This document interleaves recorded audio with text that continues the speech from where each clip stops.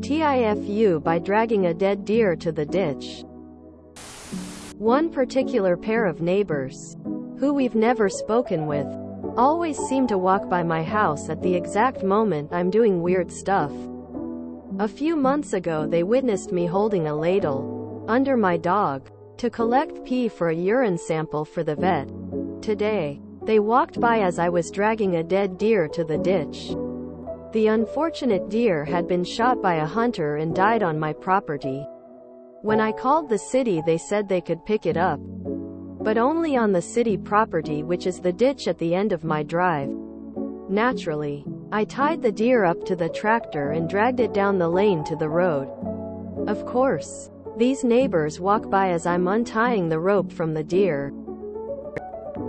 I waved to them but realized too late my glove was covered in deer blood. They did not wave back.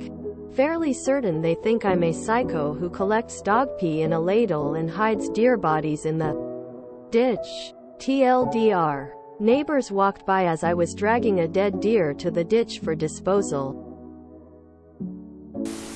Congratulations. You've become the neighbor people have lore about. One time I caught my neighbor collecting dog pee in a ladle. Pinched fingers, light skin tone. Kind of like kids saying X house is haunted. You're that house face holding back tears. Princess Petty 669 is right. You are now a part of neighborhood lore. Embrace it.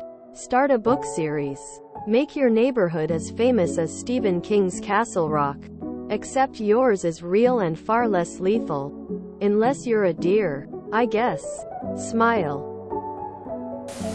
A ladle. How clever. Also, you are totally that neighbor. Tears of joy. Not having soup at your place for lunch. Invite them over for dinner. Have a pitcher of lemonade and something that looks suspiciously like deer steaks. Let them see you digging a hole that looks like a grave. Tell them you were just collecting potatoes that also happen to be the side dish you are serving. You know you can buy reasonably priced coffins on the internet and have them delivered to your house. Just putting that out there. The only thing to do now is lean into it and be even weirder. Use this forum to help you crowdsource ideas. One time I was cleaning the shared shower in the bathroom shared by 2 dorm rooms and the neighbor bathroom door suddenly opened, forcing me to step into the shower to avoid the door. He steps in the bathroom, closes the door and sees me standing fully dressed in the shower.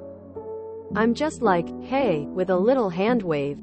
He turns around, goes back out, and now he has a story for his roommate, his friends and probably his children someday. So there it is. I was bringing both good hygiene and good entertainment for the students who shared my dorm bathroom. That was before I was quick enough to recover quickly and say something like, you ever notice the phones never work in these phone booths? Or, hey, this isn't platform 9 3/4. Quote.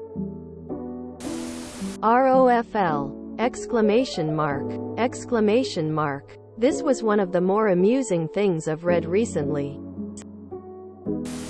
So many people are focused on the dog pee. I'm more concerned about that deer.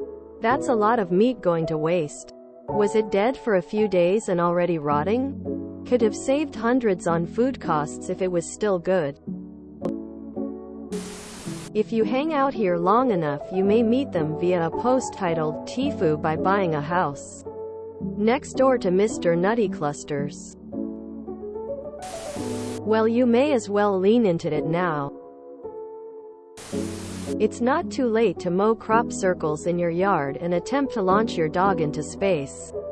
Guess you have to wait for the full moon though. Stop caring about what other people think and just live your life. Also, County Animal Control came and collected a dead wolf carcass, froze to death, in my driveway right in front of my Jeep. I don't know what I would have done if they told me I'd have to move it to county property. Reminds me of the film Tucker and Dale vs. Evil. That's awesome. We've had a real doozy of day. If you enjoyed this video, please check out our playlists full of similar content. Epicaricast is like doom scrolling for your ears. Please like, share, and subscribe.